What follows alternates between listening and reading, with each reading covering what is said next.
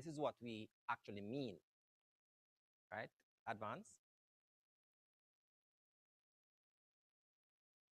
And when we speak of a Apple Macintosh, a Macintosh Apple, that's what we mean, right? So even though we know what an apple is and what a BlackBerry is, in real life, in the world of brand, we know we're not talking about a fruit. And so the key in understanding and identify this issue of brand is to understand how literal things get translated into non-literal things that carry meaning. Okay? All right, next slide. So the key I want to communicate is that a brand is personal. In fact, a brand has always been personal. And the key that we have to understand, to ask ourselves then is simply this. What do you mean? What do you mean? Every person actually is a brand, which means every person carry a meaning. And the issue that most persons seem not to be able to resolve is the issue of what do they mean? When you hear somebody's name, what comes to mind? So next slide, I'm going to show you some names, right? And some of these names you might be very familiar with, but each of those names actually means something. Each of those names, I put it to you, is a brand. As to what the brand mean, that is a question for the person with the name to decide. But each name actually is a brand. So look at that list for a little bit, for 2 or 3 seconds, and I'm going to show you another list of names on another slide that are also brands, and then you'll understand what I'm saying. Next slide, please. So here are some names as well. And these names, we know and recognize them as brands. But they were human beings at one point. Some of them still are. Right? So the point then is, these persons, Hershey and Cadbury and so on, don't advance it. Hershey and Cadbury and Coco Chanel and Kate Spade and so on. Kate Spade was still alive, but well, she died the other day. The key thing is, some of these persons we know in our own lifetime, they decided what they want their names to mean. So Mr. Hershey decided that the name Hershey is going to mean something. Carl Benz decided what his name is going to mean. So does Mr. Peter Smirnoff. As a matter of fact, the Maggi noodle soup that you drink is actually the brainchild of Julius Maggi, a guy from Switzerland, right? And the Nestle brand that we're so familiar with is Henry Nestle. That actually came up with it. But these guys decided from they were alive what their names were going to mean. In other words, the issue of brand being personal is not anything new. We're just coming back to what the origin of the thing really is. So your name actually means something, and your name is in fact a brand. The problem is that if your name doesn't have a meaning, it carries no value. And that's a question for us to decide. If you have a name and your name doesn't have a meaning, then it doesn't have a value, which means you are forgettable. It means you're better dead than alive. Because at least if you're dead, there'll be something with your name engraved on it. At least somebody will remember that you died and you had a funeral. But if you're alive and your name has no meaning, then for all intents and purposes, you're invisible. In other words, then, you can write this down. It's better to be dead and remembered than to be alive and invisible. And that's the power of branding. You want your name to count and your name to mean something. So we're going to talk about personal branding now and social media and so on. And I might be a little bit, stringent on some of the practices that some of us do on social media, but it's for learning, all right? So let's carry on. Let's carry on to the next slide now. So we're seeing then that a brand really is a person, is a name. And a brand can be embodied as a person and can be presented as a product. So let me show you some brands which are embodied as persons. Okay? You're familiar with this guy. Okay? In fact, we don't even need to put his name on the screen. That's how powerful the meaning of this guy's life and name and face and image is. You can't pay enough money to have your logo on the same image as that guy's image, right? That's Bob Marley, okay? Um, next, this guy, let me deal with him first. This guy, he has made what he decided was his dent in the universe. This is the guy who decided that why should we have our personal computers separate from our cell phones? And so he put the personal computer on the cell phone and created a smartphone. The problem is the phones are getting smarter and smarter, and the users are getting. So we actually download our brains into our phones.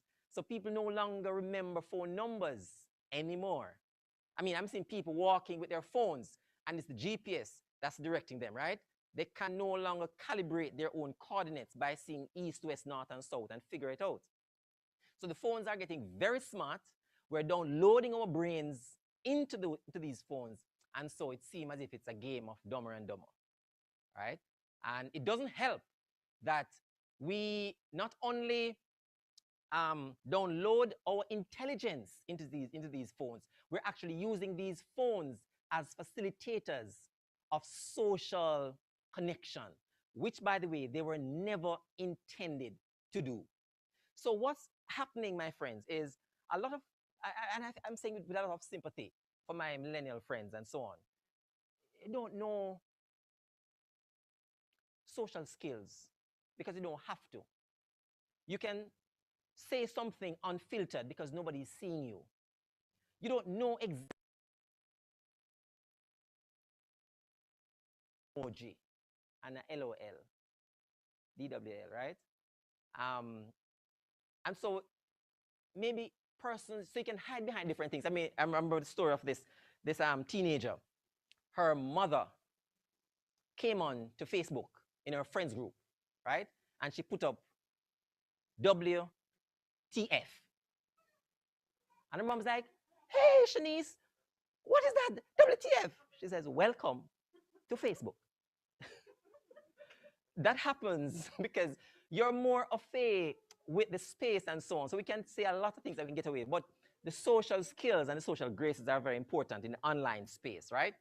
So we don't even want to associate with persons who are supposed to be social and emotionally significant to us in that virtual digital space. Steve Jobs made his dent, all right? We don't even need to show his face, his name. Next slide, please. Here's another person who managed to become from broke to billionaire in one lifetime and still counting. These people, we don't even need to put their names on. Can you imagine? I'm so accomplished that once I come on the stage, I don't even need an introduction. That's what these guys have done. So if this person on the screen shows up, we don't even need to introduce her. People say, get out of the way.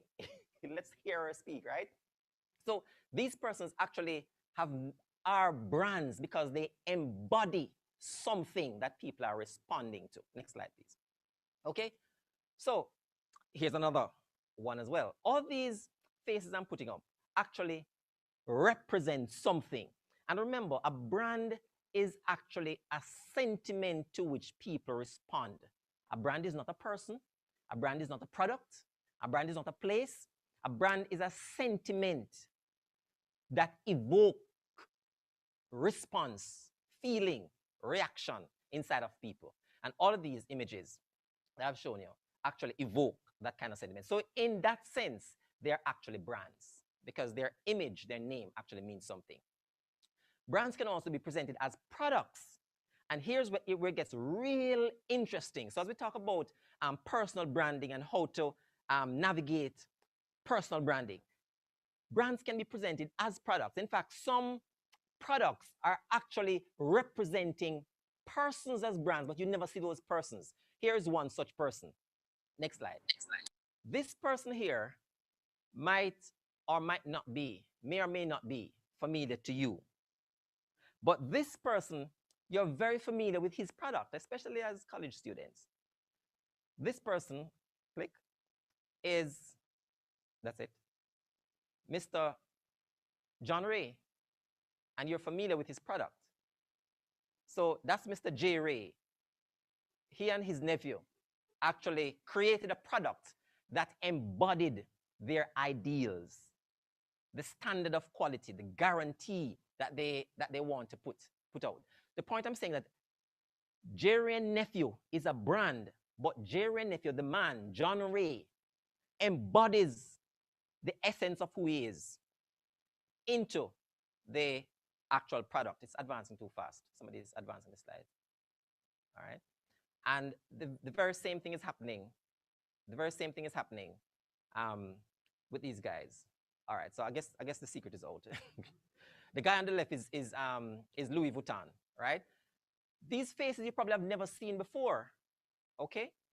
But Louis Vuitton is very well known in the products that he actually embodies himself in, all right? Okay, this person on your screen you might not be familiar with, but I'm sure you're very familiar with how she embodied her brand, okay? Click, yes. And she is Coco Chanel, okay? So the pattern is becoming clear. The pattern is becoming clear that a brand can be embodied as a person, whether it be Oprah or Steve Jobs or Bob Marley, or a brand can be embodied as a product, right? So the Coco Chanels and the Louis Vuittons and the J. Ray and Nephew and the Henry Hines and so on, right? So those are different ways. Thank you, advance. The key thing you want to bear in mind if you're going to develop a personal brand is that you have to focus, focus, focus, and focus on only one thing.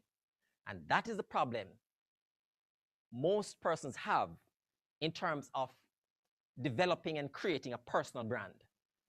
So let me just give you the memo for those who didn't get it. The reason why your social media page is not valuable, the reason why brands are not looking for you to pay you to put their products on your page is because they vomit up everything on it. What you eat, where you sleep, you're in your lingerie, and you're posting that too. You just had dinner and you're posting that.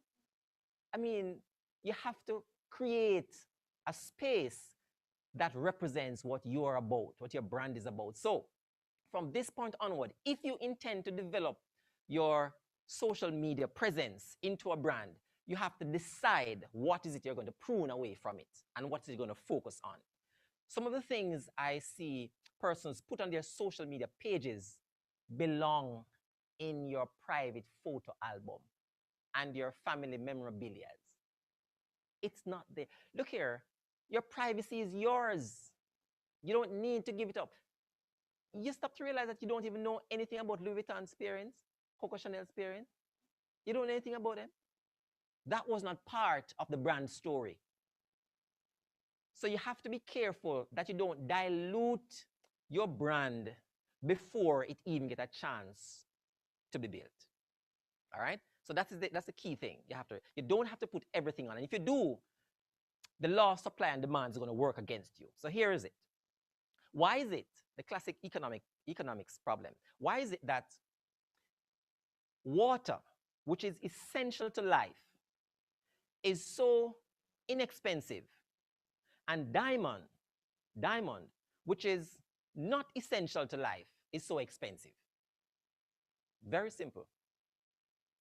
Scarcity, demand and supply. There's more water widely and readily available than diamonds. And as such, people are willing to pay less for water, although it is more important and critical to life. If you were never to own a piece of diamond, you could still live a good quality life.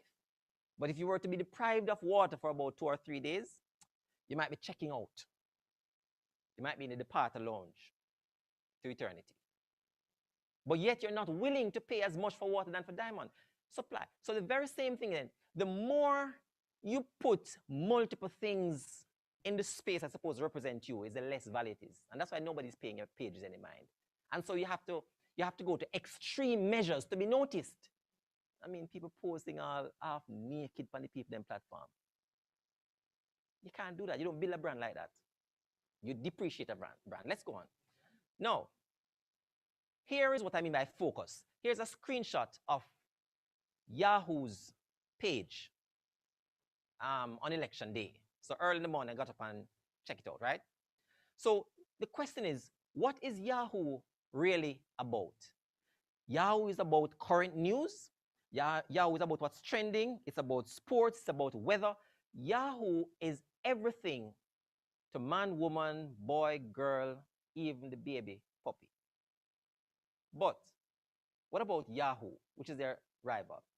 What is Google about? Next slide. One thing. One thing. One thing. And you actually get the name right. Search. One thing. So Google has been in the top 10, the top 100 brands for the past 5 to 8 years, consistently. Yahoo didn't even make the top 100. That's the difference between focus and scattershot.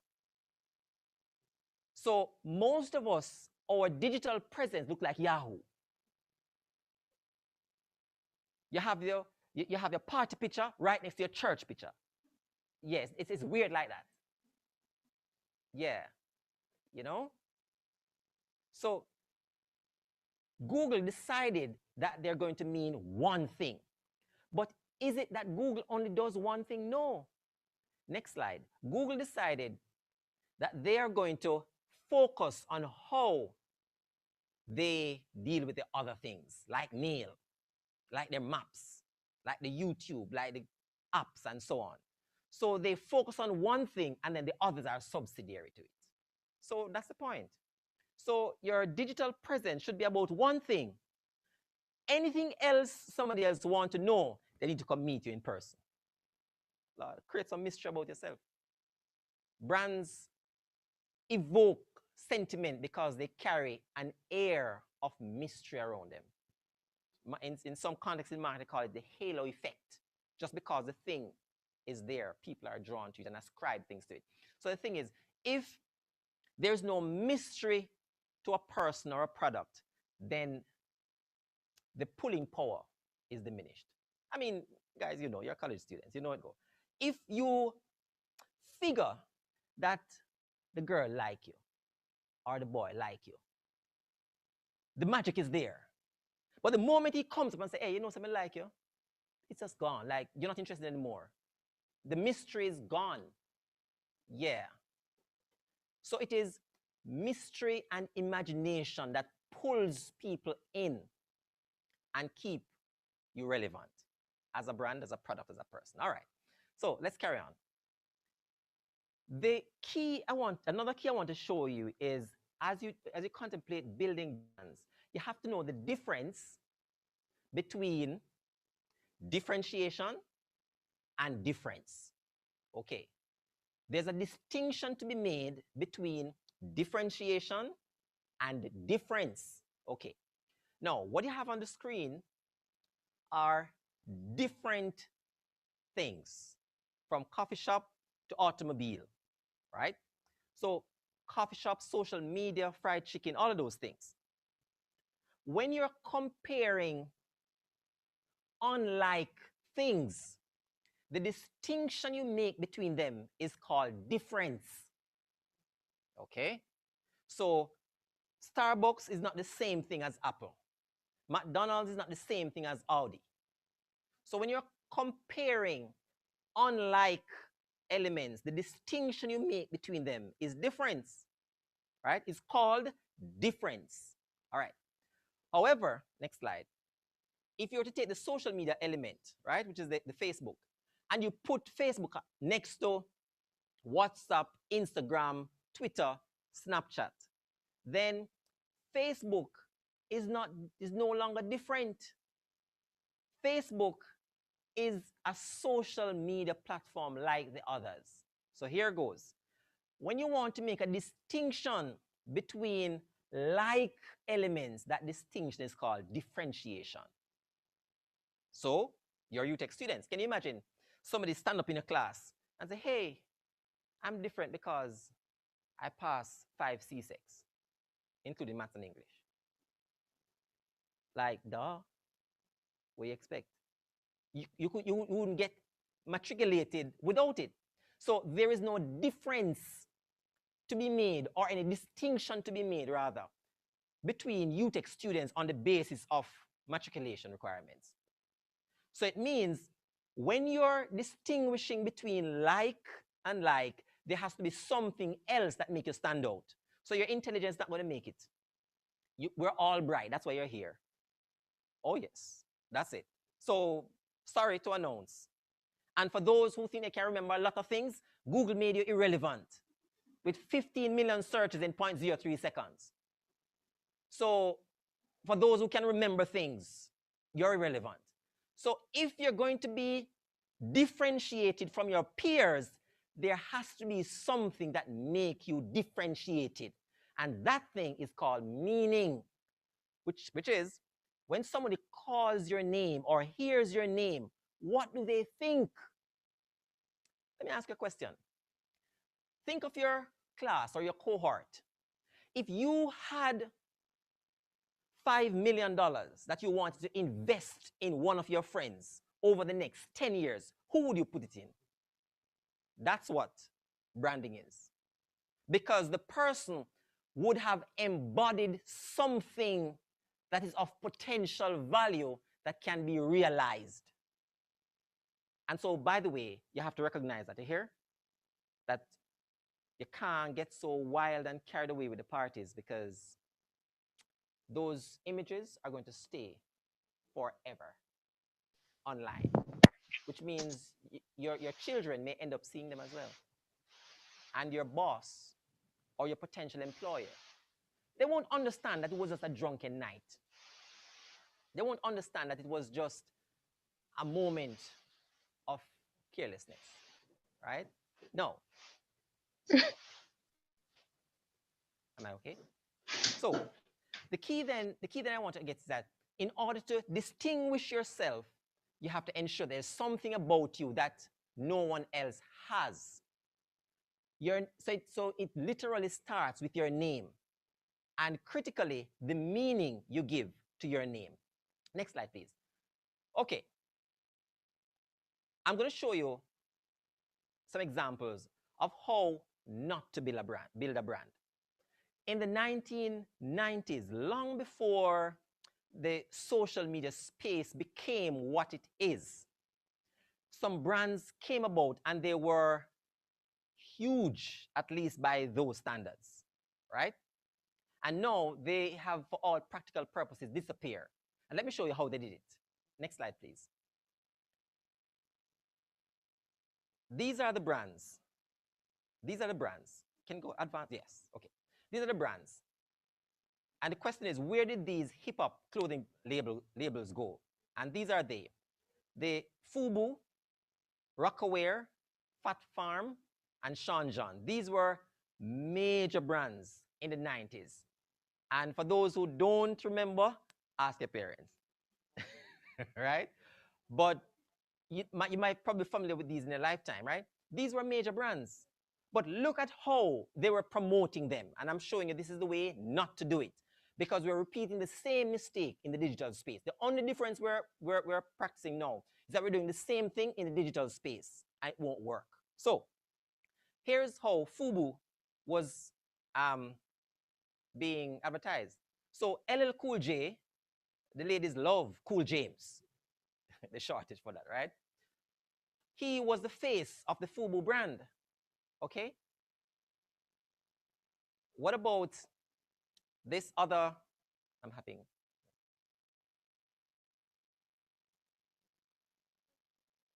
this other brand here, Rocawear. This was Jay-Z before he became Mr. Beyonce. Right? That's the Rocawear brand. Okay? And here is the other. One moment. I'm going to show you. Yeah, let me just get some technical things out of the way. All right. Okay. So they were, FUBU was promoting itself using a celebrity face, so was Rockaware. So presenting a brand with a celebrity face was the thing at the time. And there are other brands that did the very same thing, like Fat Farm, Russell Simmons, and his model wife, Kimora Lee, right? I mean, she was one of the hottest model of the day, right? From with Asian extract. So Fat Farm was a major brand, okay? And Fat Farm was promoted by Russell Simmons. The question to ask is this: what has become of all those brands? They're nowhere to be found. Those brands are nowhere to be found. Because you can't, and the other brand, Sean John, which was Sean Puffy Combs, when he used to be called Puff Daddy, before he got reduced into P. Diddy, until he got further reduced into Diddy. And then you're wondering if he did anything.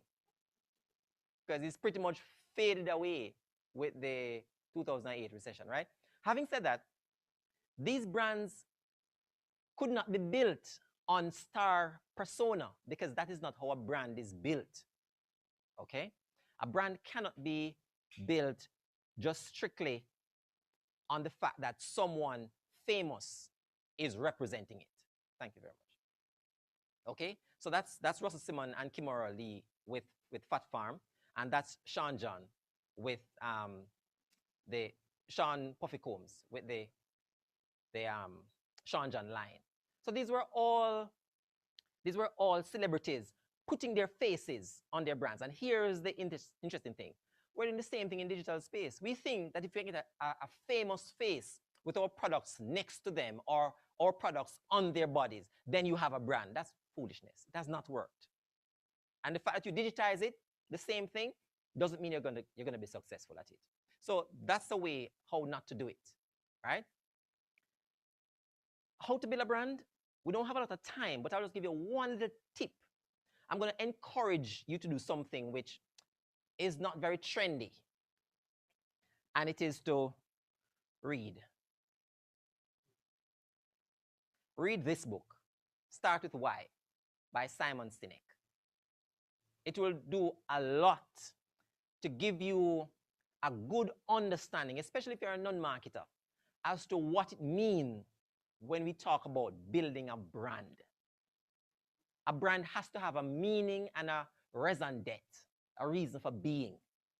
Okay, so that is a good start in terms of how to build a brand. So let's look at some success stories, even as we talk about how not to do it. Let's look at some success stories. Here is a person who needs no introduction, Mr. Michael Jordan. But notice what happened. A brand, if something is a brand, it outlives person. A brand outlives a person. So once you have a brand that you have to be alive for it to be alive, it's a name. Okay? It's a name. All right. So let me do a quick little lightning round. Can somebody lend me an iPhone? Somebody lend me an iPhone. All right. And can somebody lend me a Samsung? Samsung. All right. Quickly. All right. Samsung. Good. So I have a quick little thing to do. Thanks. Now, the persons are able to talk in the chat. They're able to interact in the chat. Yes. Okay. Good. So what I want you to do is to put in the chat what comes to mind when you think of a Samsung phone. Samsung phone. Just put in the chat, type in the chat what you think. What comes to mind when you think of a Samsung phone? Okay? Samsung phone, what comes to mind? All right? So I'll give you about 10 seconds to type something in, right? Okay, so Samsung innovation, cutting edge, I'm seeing them going on. All right, so I'll give you 5 more seconds to type something in. Android, edge, all right. Android, okay. China, Android, all right. Okay, all right, cool. So Samsung is about China, which means it's made in China. The phone is made in China. Android, which is the software on the phone. The phone is cutting edge. The phone is innovative. All right, great stuff. Let's talk now about what comes to mind. What comes to mind when you think of iPhone? Just type in the chat. What comes to mind? Expensive, yes, that's one. What else? Great photos. Hype, great photos. Apple, camera quality, overrated. Overrated. Amazing design. Sleek, sophisticated. Restricted, expensive. Poor battery life. Great at simple things, but overrated. All right, thank you very much. Here's what's interesting. You can check the chat later on. I've asked you to tell me what comes to mind, and I held up two physical products, right? The Samsung phone and the iPhone. And the Samsung phone, you actually told me about the features of the phone. The Android, you tell me that it's made in China. You tell me that it's innovative and so on.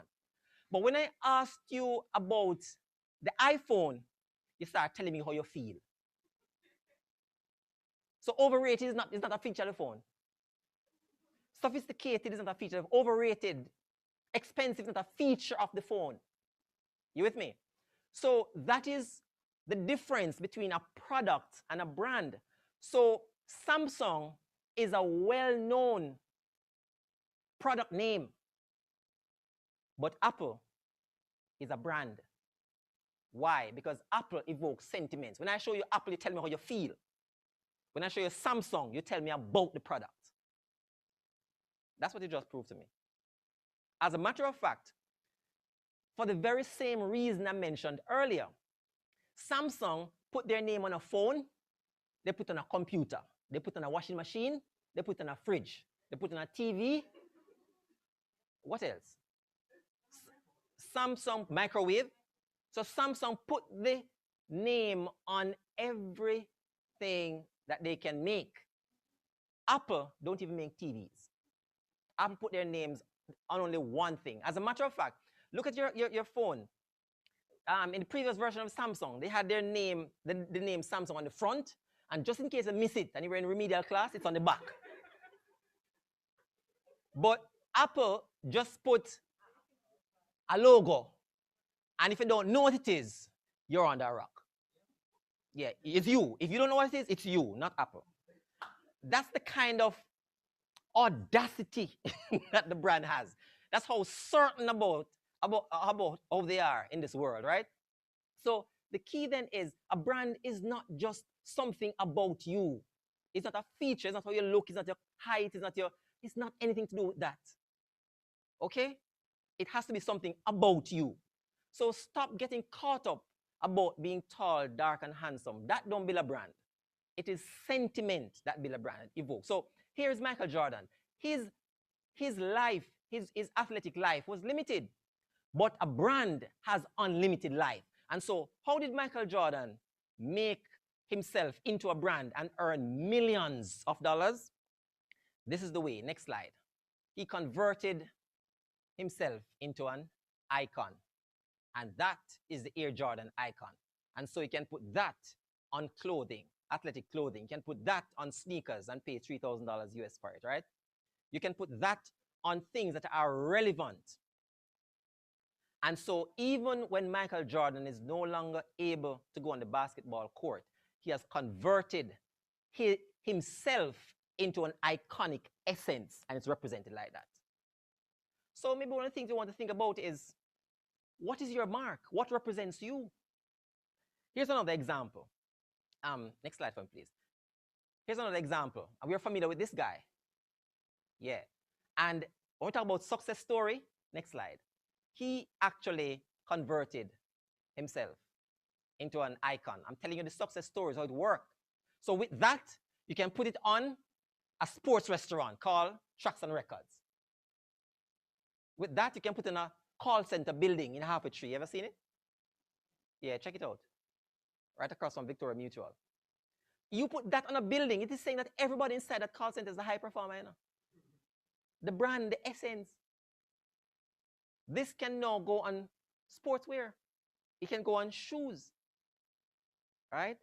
So the essence of that which is Usain Bolt has been converted in the same way the Air Jordan has been converted. All right. So what are the opportunities then? Let's look quickly at some opportunities and some ways we can make this work. All right. So I'm going to look at a case study by Grace Latoya Hamilton, known more popularly by her professional name, Spice. Spice launched one of the most successful digital campaign in our space, at least in my lifetime.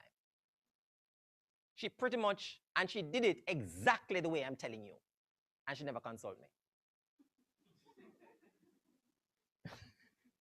But anyway, having said that, it means there's not only one bright man in the room, all right? Some are looking at me, online and in the space. And what did Spice do? Spice pretty much took off all her photos. Think about that. And everybody, attention was on her page. Who knows that you could actually gain attention by coming off this space? You see, you think you need to put more photos, more videos on for people to see you. It's opposite. So once Spice removed the photos, people were saying, what happened to Spice page? What happened? So people are now looking. And then she brought it to a next level now. She just painted herself white. Oh, Spice bleach, she gave people to talk about. It's because she knows her core target audience. Her core target audience are not into discussing ideas, theoretical developments. Neither are they interested in discussing the new innovation. They're interested in discussing people and events. They're on a certain strata of the intellectual spectrum, and she knows that. So she changes her skin tone, and everybody is now saying, hey, Spice gone white, right? She has converted and she never met Jesus. So once Spice comes out, look at that, and that's I screenshot it very early, 157,000 likes, right? She even gone straight blonde, okay? So from black to blonde, that's something worth talking about. Next slide. And in that, Spice actually was able to get the eyeballs also in the traditional space. So this is where digital now was leading the traditional. Can you imagine if the Spice went to the Star and said, hey, Star, I'm launching a new album and I want you to put me on the front page. Star would say, get away from here. Who are you? But she was able to do something in digital that was so compelling that the traditional media has to put it on for free. That's the kind of strategic impact you want to make, right? And Spice also, on the heels of that, was advertising dresses for Fashion Nova Curve, right? And while doing that, she was celebrating the fact that her song, Black Hypocrisy, is actually #1 on both sides of the Atlantic, right? I think that is something worth celebrating from a Jamaican, right? I mean, I don't think I understand Spice's song to save my life, but I know a good marketing move when I see one, right? And it's in that sense I'm talking about that, right? And so Spice, at the time I screenshot this, had 1.6 million followers. 1.6 million followers. Some of us have never seen 1.6 million of anything. No, think about it. Right? The question is, with this kind of following, brands are interested in you. Because brands are interested in the persons who are following you. It's their core target audience. What would you need to do to get 1.6 million followers? Maybe you need to unfollow some people because their feed messing up your page. Yeah. Some foolish them put on sponsors not interested in them. So maybe you have to redefine and refine your circles and attract people who represent your core. So in the digital space, you just have to ensure you mean one thing. No. If I am feeling down and I need a word of encouragement and motivation, I know I can't go on Spice page. She's too focused for that. She's too focused for that. So she's not putting a word of inspiration, now one thing Spice to deal with. And it's Spice. Yeah. Okay. The only variation you get with Spice is that variety. Because variety is Spice of life. Yeah. So the only thing different you get is variety, but the same Spice. Right?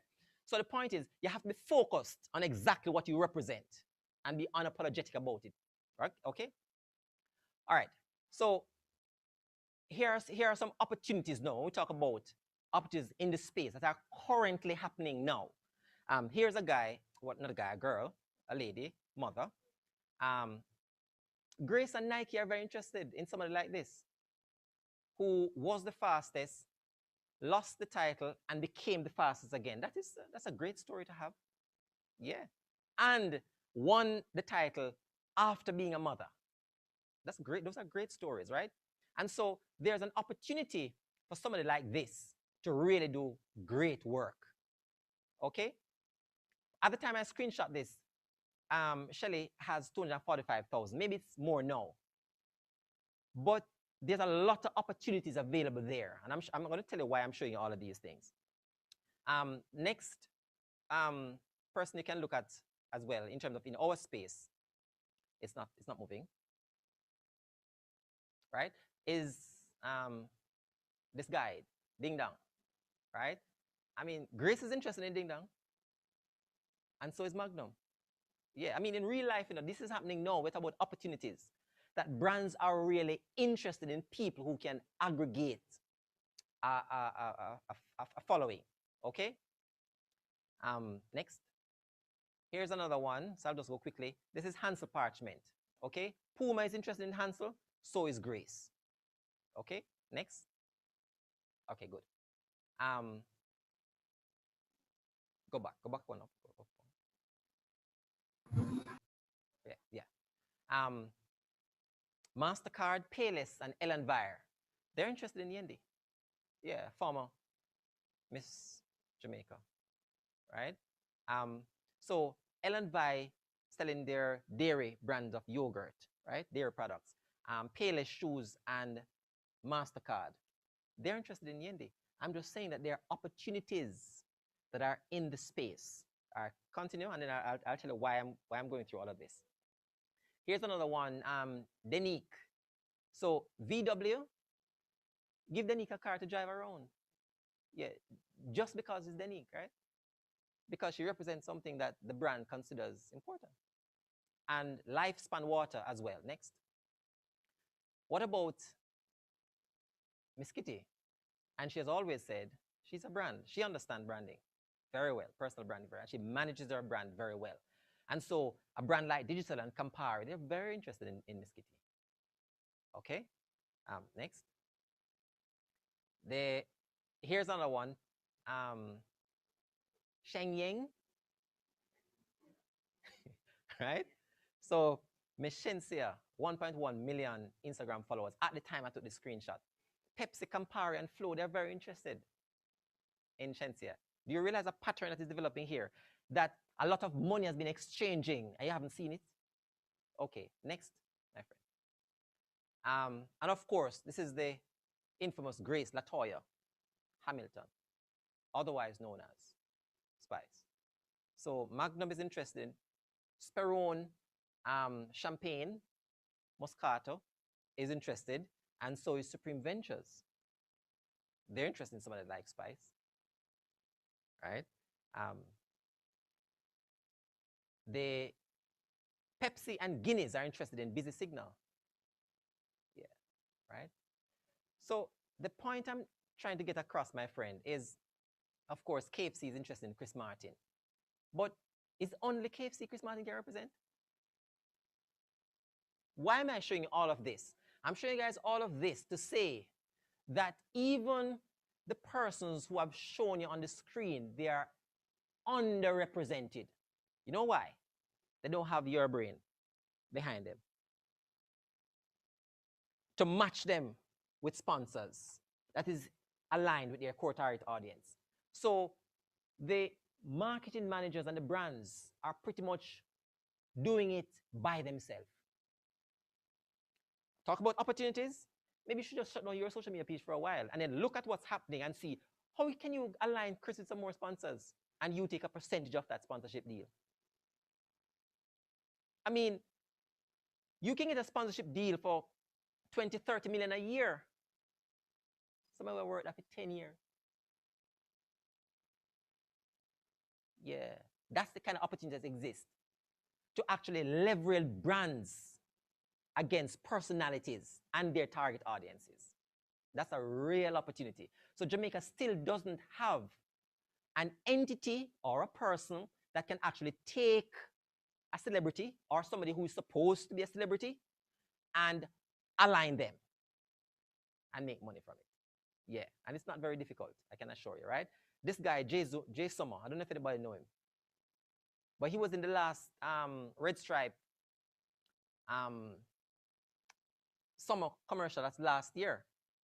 You realize though that, my friends, and I'm talking about looking at the face in the room, I suppose online, a lot of things are happening outside of your social media page. Yeah, that's a problem. So that's the reason why we're not seeing a lot of the great opportunities, because we're focusing on ourselves. So to build a really great brand, you have to expand your scope. All right, so Jay Summer has a lot of potential as a young artist, right? And so does Lila Ike. Red Stripe is interested. Ting is interested. She's now on the NCB. She's on an NCB commercial. She's a song for them. If you call the NCB call center, you will hear her voice on the thing. So brands are getting interested. I mean, coffee is a very interesting brand. MasterCard now have coffee in their ads. Right. Of course, this guy, Prince Pine, right? Bigger and Flow. But there's so much more potential for Prince Pine, for Chris March, for all these guys, for Jay Summer. And guess what happened? I'm talking to college students who don't care about it. You know what I care about? Get a job. Silly. Wake up, man. It's a new world. It's a brand new world. You're leaving school. You're leaving school. And you can't get any job right now that's going to pay you $350,000 a month. Don't bother bet on that. Not right now. You have to have some middle management position. But yet, you can find a brand that needs Prince Pine's target audience. I can say, oh, by the way, it's $35 million. I'll just take 10%, which means $3.5 million. One deal, and you got to beg go sleep. I remember when I used to get $3.5 million a year. A year, I mean 5 days a week, and overtime. Day or night, moon or shine, you have to be at work. 3.5 million a year. I say you can get in one deal. So some of us need to upgrade with ambition. Yes. You cannot come to a university to invest in your brain and then leave, say, look for a job. And that's your only ambition. I'm not saying you must look for a job, you know. Look for a job to work for experience, but that's your only ambition in life. Think about it. It's quite likely that after your 4 years in university, you might have spent anywhere between $3 to $5 million on your education. I know you're just thinking of school fee, but don't think of school fee alone. You have to live somewhere. But your parents don't charge your rent. But there's a cost for you to be there. Why I can't stay in the house? Because I'm not a child, but they give you free. All right. So there's rent, there's food, there's clothing, there's transportation, there's school fee, there's books, and other miscellaneous expenses. So if you had $4 million and you had 4 years, what would you do with it? Would you take that $4 million and put it on an investment? So you have two choices. You can take that $4 million, put it on an investment account, and allow it to accrue interest at 5-10% a year, okay? So you know, at the end of the 4 years, you're going to come out with 4 million plus interest. You with me?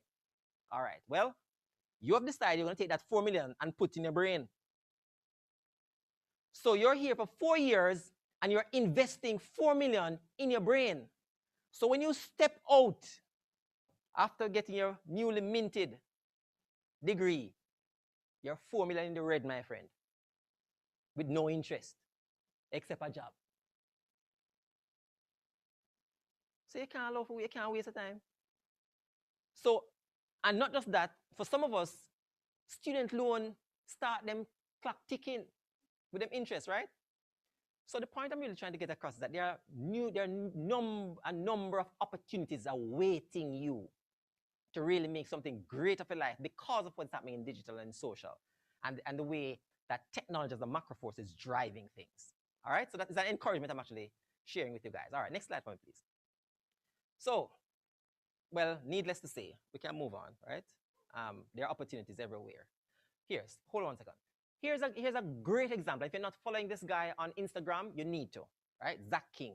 Zach King is an excellent example of how you can use a platform that is designed for social media engagement and interaction and make it into a money-making machine. You will see exactly what Zach King does, right? And use as an inspiration. So he has 21.1 million followers. Brands actually line up to give this guy their products, to put on his page. I mean, literally in a waiting list. Can you imagine that? And he's charging what he and his team decide. Wouldn't you want to determine your salary? I mean, think about it. Think about it. When you get a job, your boss tells you how much he, not you, he or she decide your pay is going to be for the next year. Huh? So it can't, so hold on now. So you're going to be getting 3.5 million a year. Okay. So what if the company makes $10 million? It doesn't matter. What if the company make 100 million, 3.5 million again? That's what you settle for the salary, right? The point I'm trying to get across is simply this, that you have to find ways to use the digital space for something more than entertainment, and opportunities are widely available. All right, let me carry on quickly. Now, yeah, go again. So Zach King is one, Beyonce is another. Go on, and they are actually using good, right? Beyonce, Zach King, and so on. They're using the digital space to actually monetize their presence in the digital space. You might be familiar with this guy, right? Chance the Rapper. No, let me show you another example. Chance the Rapper recognized that his core target audience comprised mainly of millennials and Gen Z. Is a very curious and unique cohort of people, right? Because these core target audience, they're not as caught up in the material trappings as their parents, because they were born in a decade where they saw multiple crises. So in the 2000s was the dot-com bubble, right? And by the time they were supposed to come into their teenage years, there was a 2008 financial crash. So they saw their parents lose houses that people used to say is a life achievement. So they are not, in fact, it's found that the millennials are among the most frugal generation of all the cohorts. They don't spend a lot. In fact, they don't have to spend, they won't. But they like the best. So in the digital space, they like freemium. Free, but premium quality. If you can find a way to offer them freemium, you win them. And so this guy figured it out. Chance the Rapper decided that, you know what? I'm going to make an album. And so he went into the studio, made his album, and he released it online for free. So you know his core target audience. Everybody download Chance the Rapper's coloring book album. So overnight, he's in everybody's playlist. And what happened? How did he make money? Simply, just go on tours and people pay for the concert tickets. And the concert ticket, by the way, would be more than the price for a CD. Figure it out. Figure it out. So one concert ticket is probably the price of 3 or 4 CDs. Get it? And so this guy overnight became a multi-millionaire by just producing something, offering for free, but he understood his core target audience. And so as the next slide, as the newspaper reported, he was actually the world's first truly independent artist, meaning he was able to reach superstardom as a musician without having a major record label behind him. When that happened, record labels start running in down with $20 million. Can we sign you on? I said, no. I said, no. That's the power of flipping the script, my friend. So I'm here just not just telling about social media. Yes, what we're in is a digital space. Part of it is social, but not all of it is social. And so this guy figured out how to monetize what he created. So what Chance the Rapper did for music, this girl did it for TV. Next slide, please. Right? So Issa Rae produced, she understood the very same thing about the millennials, right? The freemium. So she produced a show on YouTube, right? By crowdsourcing, raising the funds through crowdsourcing. Just give one clip for me, please. Just crowdsourcing the production of Misadventures of Awkward Black Girl. So she recognized that millennials, they will participate in causes. So she floated a crowdfunding.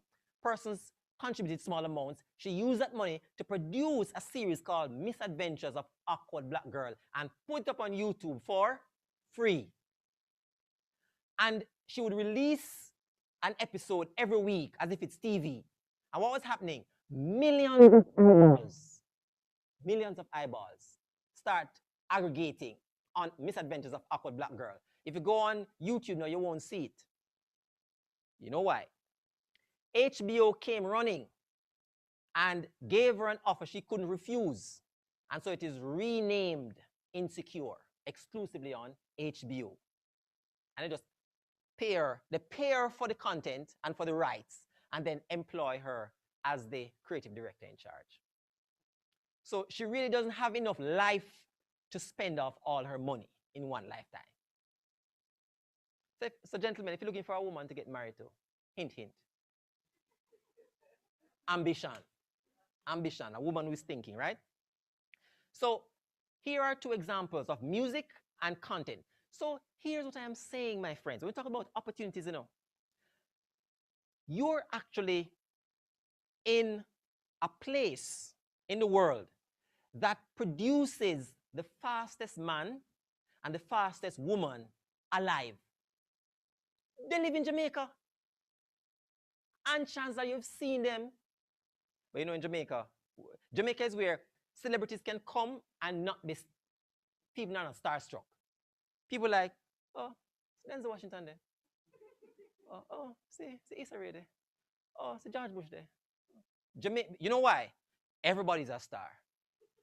That's how we are. Everybody in Jamaica is a star. So we ain't starstruck. The only people we're starstruck for is politician and dance. Politician, dance. Maybe an entertainer. So the point I'm saying that there's a lot of opportunities that is available. So you're living in Jamaica that produces the fastest man or woman alive. Then you mean to tell me you can't turn the camera from off a selfie mode and just go over, run a UTech. This is the field that Shelly and Fraser train at. And today, the grass is growing 1 inch.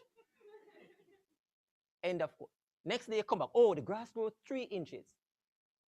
It's a field. Do something around there. Exercise around there. Do something around there. It is significant because nobody else in the world can say that they have access to the field that Shelly and Fraser Price training every day. What we go around there do? Idle. Foolishness. No, seriously. Okay. So you can have an exercise class and keep it on that field. So even if because of COVID, the maintenance crew don't go over there, weed out one part for yourself and set the camera angle. Yes, sir. All right. You're located in St. Andrew. If you just turn your phone up, you're going to have some access to the Blue Mountain Range, the place that produces some of the best coffee in the world. You can't say nothing about that. Just walking to class, Blue Mountain Range in the background, home of the world's best coffee. You have content that people are interested in. You have content that people are interested in. Turn the focus away from yourself for a while, you'll be surprised. You with me? Nobody suffer from over you, you know. Go over you, over the Yui Bowl. The field where Usain Bolt train. Just walking past on my way to the pool. You have made yourself into an instant celebrity. Because these places you're just passing is where you live every day. I'm saying you have a lot of interesting things. You can, yeah, maybe you're interested in birds. Go to Halliwell. Go look for some birds.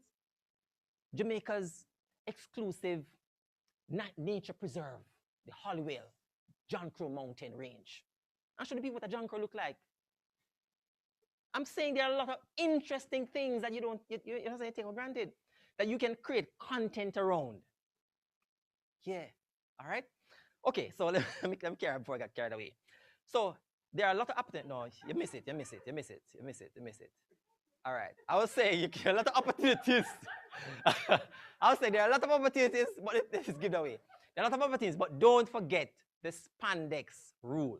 Yes, sir, you may go, right? And the spandex rule is, just because you can doesn't mean that you should. So take advantage of all the opportunities, but do so within reason and within limit. Thank you very much for your time.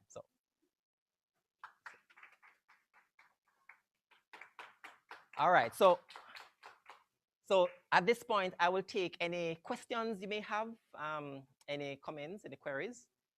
So you can get busy in the chat if you need to. And to the best of my ability, I will see how I can respond. Okay. All right.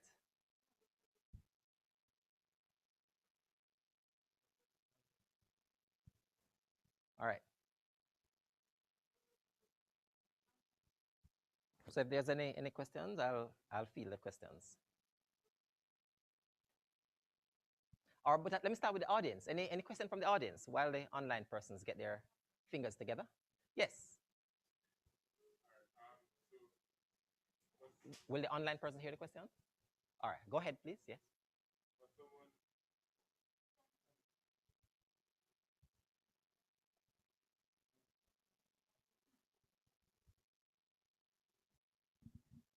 Okay, right. Second question. Okay.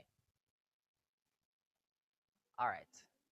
So I see two questions online. So let me just take a question from the audience, and then I'll deal with the ones online. Yes, go ahead.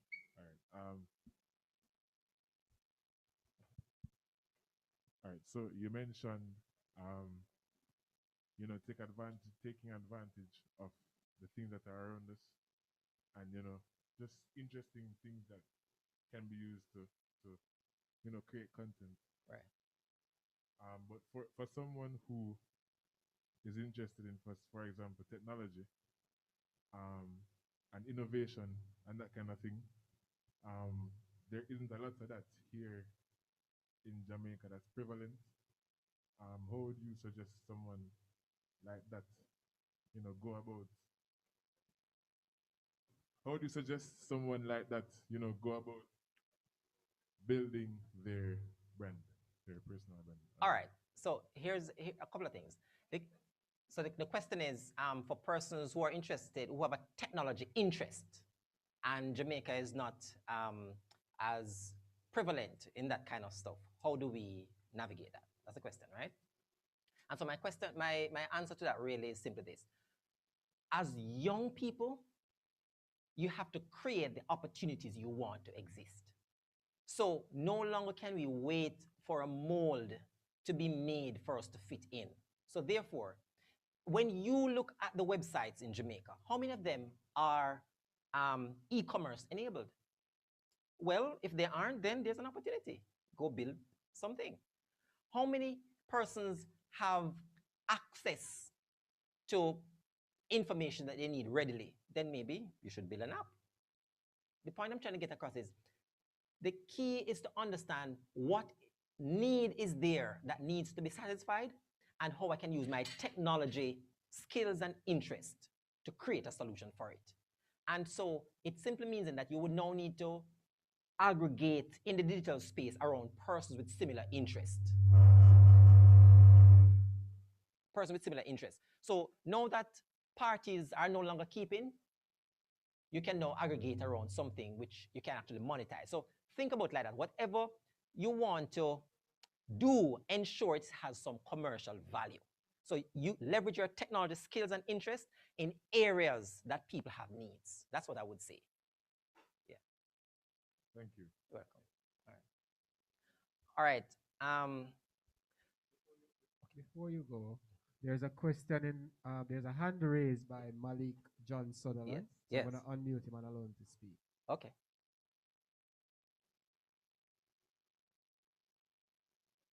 Malik? Oh, hello, good evening, sir.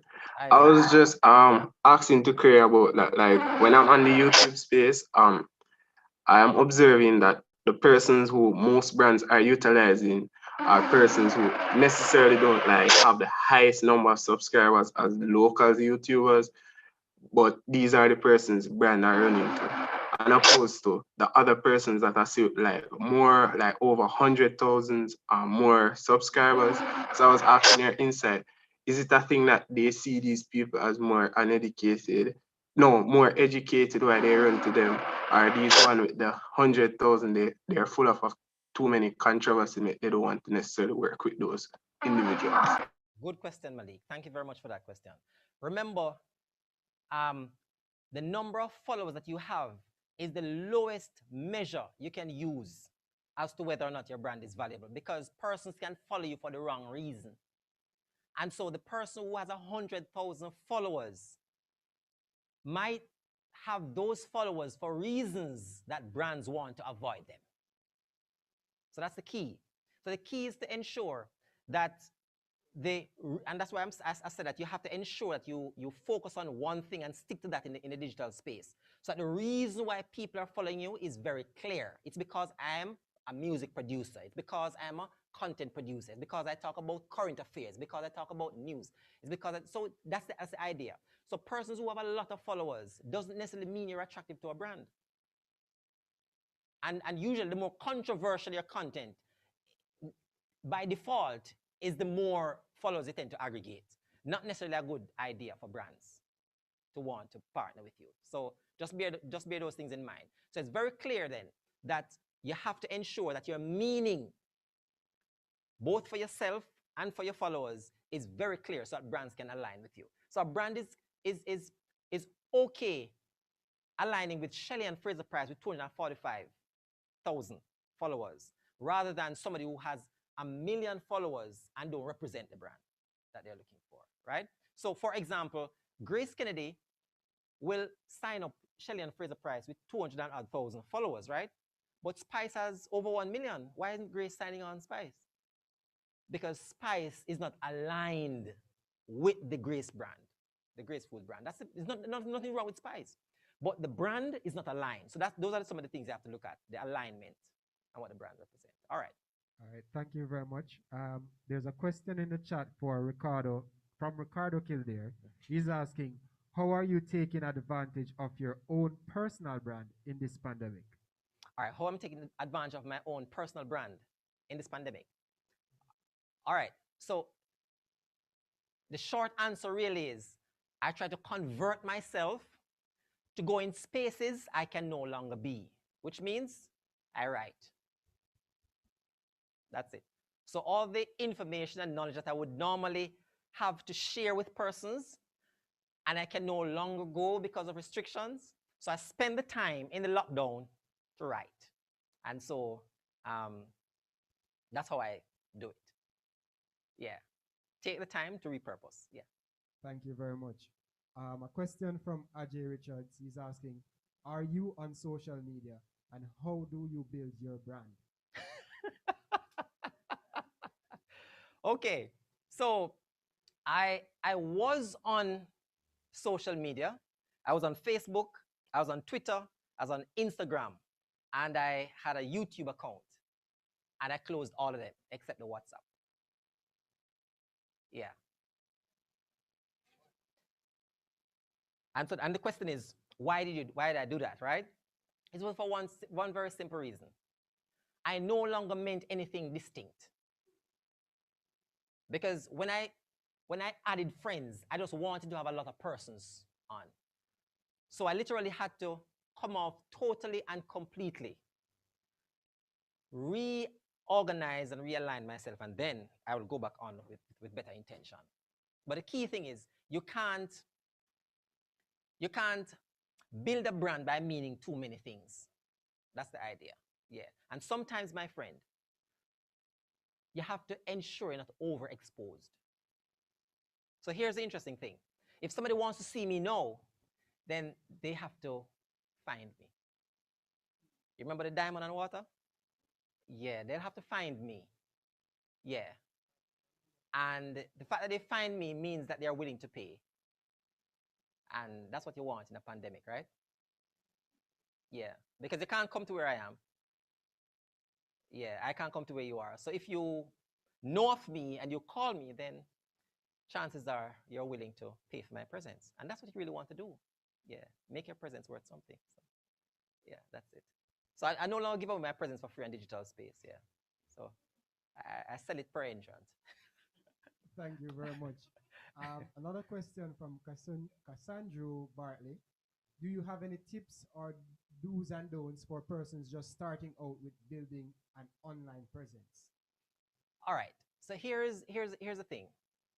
If you're going to build an online presence, I would advise, please find a professional or a very highly skilled graphic designer and design your page so that your Facebook relates to your Twitter, relates to your Instagram. Yes, and that's one. That's one. And the other thing is, treat your page as a media channel. So when you're posting, post with consistency and regularity. So generally speaking, persons tend to take up their phone as they wake up. So if you want persons to see what you're posting, post it for about 2 or 3 o'clock in the morning. Yeah, okay? And persons tend to look at their phones just before they go to bed. So figure out what's the cycle of your target audience and post accordingly. The other thing is that if you're posting, if you're using content, put it on a schedule so persons know that Friday at 10 o'clock, every Friday at 10, you're going to post this content. So even if you're putting out different pieces of content, post them with regularity and consistency so that you can be ingrained into the behavioral pattern of your viewers. Right? So consistency and discipline, and ensure that your content is the same. Don't change it. Don't vary your content. All right, so I have a question. Aside from being paid, what are some of the metrics that you can use to judge whether or not you are being successful as a brand within the internet space? That's part one of my question. Part two of my question, how important it is to ensure that whatever it is that you're putting out is of a certain quality, and what is that standard? All right, that's a difficult one. I'll try. All right, in terms of what is the measure, in terms of the standard, the key that you want to ensure is whatever you're putting out, it must be consistent with who you are. That's the key thing. So what you do not want is to put on a digital face that is filtered, that you cannot deliver in real life. That's the key. So knowing exactly what your meaning is, which means what you represent, that's the key. Knowing exactly what you represent. So the very successful brands represent one key thing. The unsuccessful ones have all different kind of things. So the key is to ensure that you represent that which you represent is consistent with you. In fact, that is supposed to be the standard. So if you know you're not a party goer, please don't put up the images of the occasion when you go to party alone. That you're sending the wrong impression. You with me? If you know you're a conservative kind of person, reflect what, in other words, if a brand were to be interested in you, you should be able to live out in real life what they're seeing in the digital space. That's called authenticity, right? And remember, having a lot of followers is not really the metric, you know. It is to have consistency of presence. It's to ensure that persons will filter out everything else and come to see you. That's the key. That's what they want. And in order to do that, you have to have something that persons want to engage with. And it's your homework and assignment to figure out what is it that people would want to engage with. And the truth is, oftentimes, you have to put it out there, even if it's not there. Don't worry about that. People are always interested in sports and entertainment and so on. Maybe persons are interested in the varieties of butterflies in Jamaica.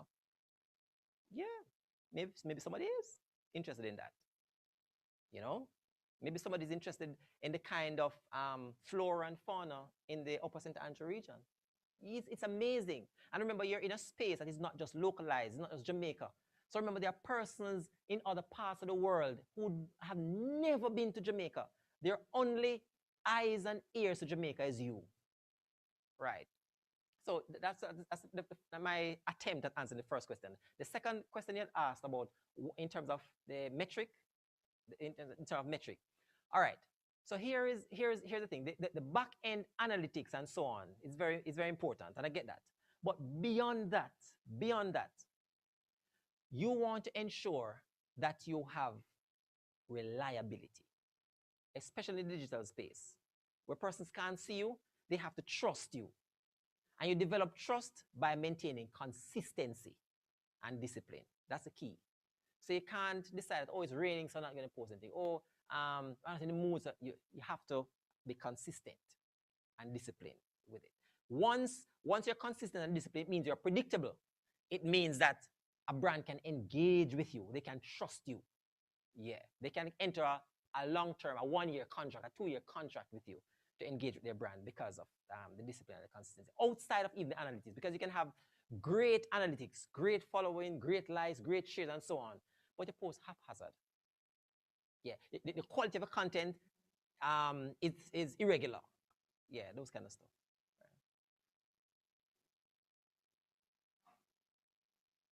All right, any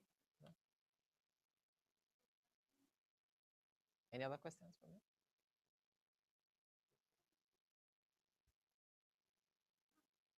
All right, so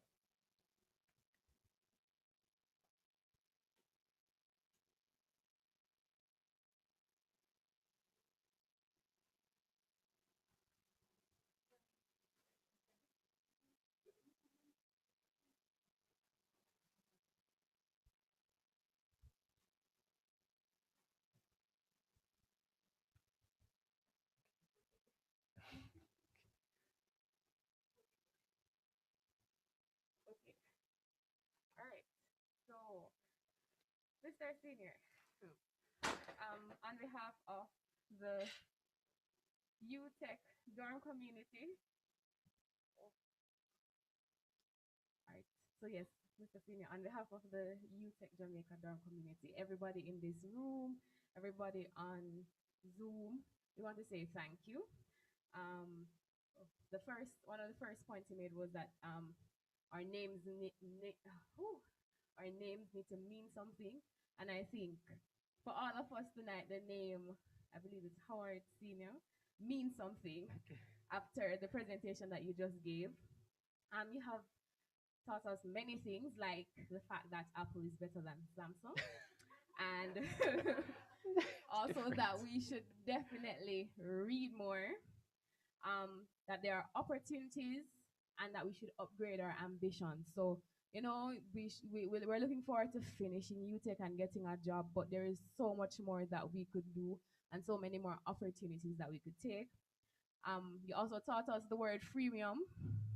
First time I'm hearing that word, learning it today. Okay. And also, I learned that just because you can doesn't mean you should. And that's the spandex rule.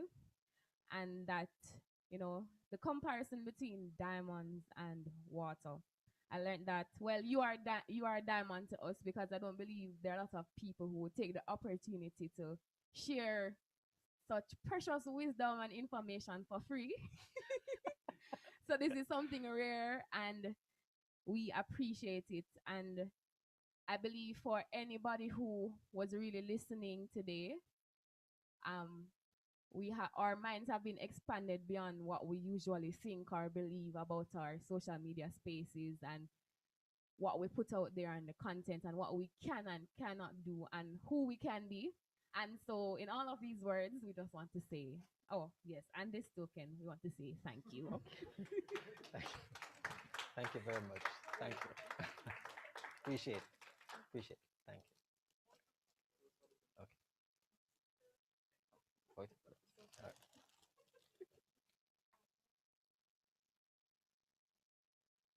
Okay, excellent. Thank you.